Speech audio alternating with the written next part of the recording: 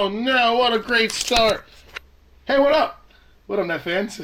NetsBoy here bringing your latest in your Brooklyn Nets news. Interesting way to start off the show, right? Yeah, I know, right?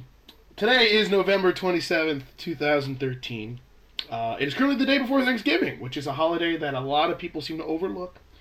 Just happens, everyone goes from Halloween to Christmas, and especially in the malls and stuff, you see stores that's selling Halloween costumes. Then right after Halloween on November 1st, boom, Christmas trees and Christmas lights, and then there's the poor little turkey in the corner saying, "Gobble gobble, what the hell? Come on, I exist too, gobble gobble." But so let me just go off and say happy early Thanksgiving to those who are watching this. Maybe you are watching this on Thanksgiving, and in that case, happy Thanksgiving.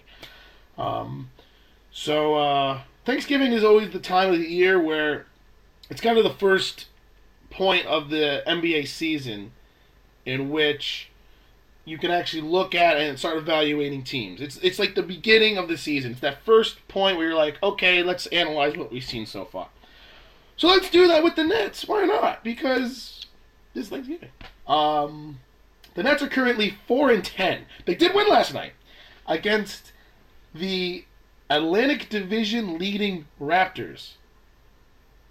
I'm going to say that again.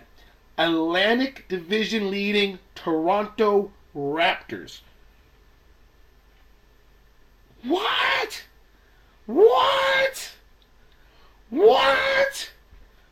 Who would have thought, even at the early portion of the season, 14 games in, that the Toronto Raptors will be leading the Atlantic Division? I think everyone would have thought it was either going to be the Nets, obviously, or the Knicks. And heck, even some interesting people might have thought maybe perhaps even the Celtics could have an outside shot of leading this division. No one expected the Raptors. No one. I mean, maybe you expected the Raptors more than the 76ers, because that team was just bad, though. They got off to a good start. But no one's going to expect the Raptors at this point of the season. But they are. But the Nets beat them last night. They almost blew the game. They're up by 14 with like 4.5 minutes to go or something like that. Nets went on a run. Raptors went on a run. Nets only won by 2, but they still won. And Jason Kidd lives to see another day, which is what this video tonight is about.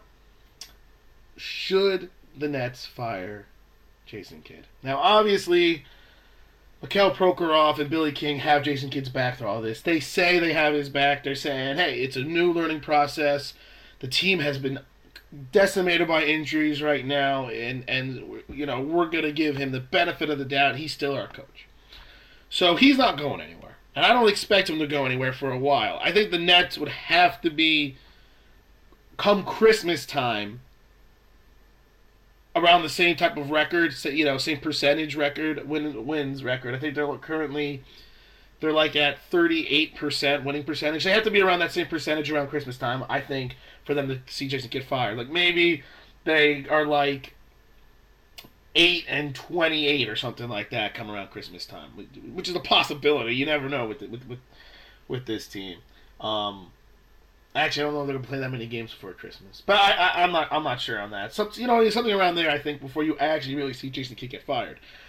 But looking at this objectively, I kind of wish they would just fire the guy. I really do. Now, I'm going to give him the benefit of the doubt, too, with all the moving pieces and the fact that Brook Lopez has missed the last 7 games, I think. Darren Williams has missed the last 6 with ankle injuries. Andre Kirilenko's only played in, I think, 2 games with the back spasms. Jason Terry's missed a couple games because of his knee. This team has not been healthy. They have not had their full roster once. I think maybe once they had it. I think like second game of the season or something like that. They had a full roster. So, I will give Jason Kidd the benefit of the doubt. And he is doing a better job. At the beginning of the season, he said he did nothing. He clearly looked like Lawrence Frank was running the team. But now, he's getting up there. He's starting to look more like a coach. So, you know what? Maybe it is a little too early to fire him. But I still would like him gone. Because, personally, I think Jason Kidd is one of the most overrated people in the history of the NBA. And when I say overrated, I mean as a player, as a leader, as a coach, and as a superstar. I really feel Jason Kidd was extremely overrated. And I know what a lot of you must be thinking because it's like, come on, NetsBoy. You claim you're a Nets fan. You saw what the Nets were like. Then Jason Kidd came to the team, and then they go to back-to-back Eastern Conference championships. That wasn't that was on Jason Kidd. It was. And I'm not going to say that Jason Kidd was not an all-star, that he's not a Hall of Famer, because he is, and that he's not a great player, and I'm not going to say he's not the reason why they really turned the Nets franchise around. He was. But we have him on such a high godlike pedestal of that it's just, to me, it's not true. I mean, he's definitely changed the culture of the Nets. He definitely was an all-star. He is a first ballot, in my opinion, Hall of Fame player. But we almost treat him like he is a god here in Brooklyn / New Jersey / whatever you want to call Nets Nation. We treat him like he was the savior. He kind of was, I understand it, but it wasn't just him. You need to understand, when Jason Kidd came, that's also when they brought in Kerry Kittles. That's also when they had Keith Van Horn playing the way he did. So there are other. Kenyon Martin was a rookie when they brought him in the first round draft pick. You need to understand it wasn't just Jason Kidd when those teams turned around. They got rid of Stephon Marbury, that piece of crap garbage, in the deal. He was more of the problem. And you brought in Jason Kidd. They signed Kerry Kittles. They bring in Keith Van Horn. They drafted Kenyon Martin.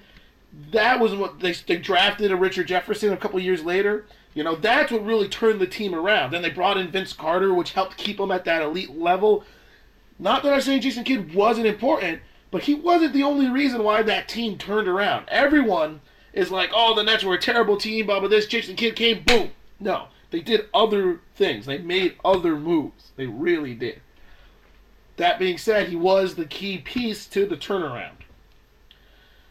But I always felt he was overrated. I always felt he was an overrated shooter. I always felt he was an overrated leader. I felt most of his triple-doubles were overrated because if you watch the game, a lot of the times down the stretch of games, teams would just clear out and let him get a rebound. I'm not even joking. There's a reason why the center on that team, which was Jason Collins at the time, and then it became Nenad Kristic, both averaged less than 7 rebounds a game because nobody got for the rebound. Jason Kidd went to get the rebound. So his rebounding numbers were always inflated.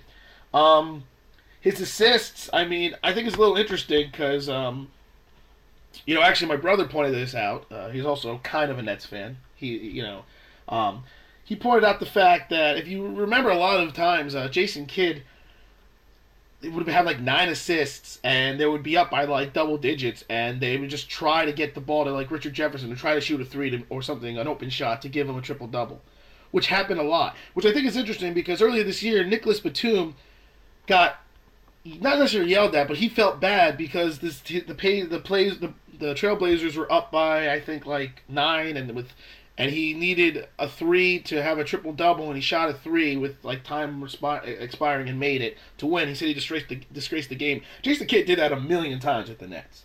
He really did. He tried to get triple-doubles a lot of times down the stretch. It happened a lot. And so I just really think he was overrated as a player. As a leader, I can see that I would say he's not overrated because he was a very good leader. As a passer, he was certainly not overrated. That was the one thing he was very good at as a passer. But now come the stretch, as a coach, he was given this task and he just can't do it. I don't think he'll be able to do it. Even if the team is healthy, I still don't think he'll be able to do it. And it's no knock on his abilities, but he just doesn't know. And we have him at this godlike pedestal, and he's really just still a peasant, at least when it comes to coaching. He's a peasant. He ain't a god. He's a peasant. And he's a peasant who's...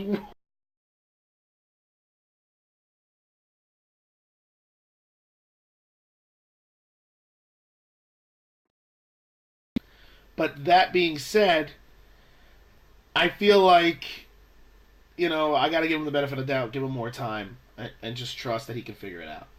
The team just doesn't look good. Even with the injuries, this team should not have lost to the Wizards. They should not have lost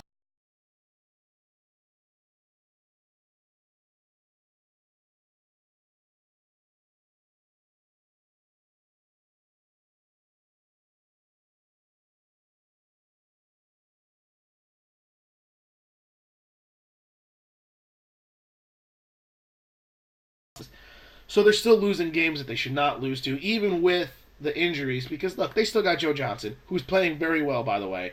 And I'm kind of interested. I thought Joe Johnson was going to be the one who gets lost in the offense. It's been Paul Pierce. That guy doesn't seem like he knows anything. Joe Johnson has come out and been aggressive. Paul Pierce tries to do his thing, but he's been more lost in the offense. That was the other thing I talked about. Those two guys cannot work together. They're too similar in their games. One of them is getting lost while the other one plays well, and that's what's going on right now. Kevin Garnett has been a complete disaster. He's shooting under 40%, missing a lot of shots. He's even missing layups. The only good points is Mason Plumlee still playing with high energy. Joe Johnson has picked it up. He's been playing all right. Andre Blatch has been very good. Sean Livingston's been good, but everything else is just kind of it's just not there. And I blame Jason Kidd. I'm gonna continue to give him the benefit of the doubt. I'm gonna continue to see what he should do, but I still think he should be fired. I just don't like him as a head coach. I'd rather have Lawrence Frank. I'd rather have Lionel Hollins. I'd rather have anybody else. I'd rather have myself. Actually, my egotistical mind, I think I would be like the best coach ever, but that's not the point. There's a lot of people I'd rather have than Jason Kidd. But maybe he will prove me wrong and they'll turn it around. I certainly don't see the Nets hitting 60 wins at this point. They would need to have one hell of a turnaround to pull that off. I'm thinking now 50 wins. I'm thinking they will turn it around when they get healthy. And maybe if Jason Kidd can figure it out. I'm going to expect them to be around 50 wins now this season, similar record they had last year. They're not going to be the 2 seed. I think they will actually be the 3 seed now, though, because I don't think, with Derrick Rose getting hurt with the Bulls, I don't see the Bulls being higher than the 4 seed. So I think the Nets will be the 3 seed. The Knicks, I think, will turn it around too, but they're going to take some time as well. But yeah, we'll see what happens. It's Thanksgiving. The next point we normally analyze the NBA season is comes about around New Year's. That's the next significant date. So we'll see what happens then. But as for right now, Nets just gotta try to turn it around. They play tonight. Against the Lakers. That's going to be fun. It'll be interesting to see. So we'll see what happens. But, so until then, once again, happy Thanksgiving. I hope you guys don't do anything stupid on Thanksgiving, like eat a lot. Well, I think everyone's going to do that. So that's the only stupid thing I can think of. That and you drink too much wine at the end of the night, then you got... Never mind, side the point. But anyway, once again, happy Thanksgiving. And this is NetsBoy signing off.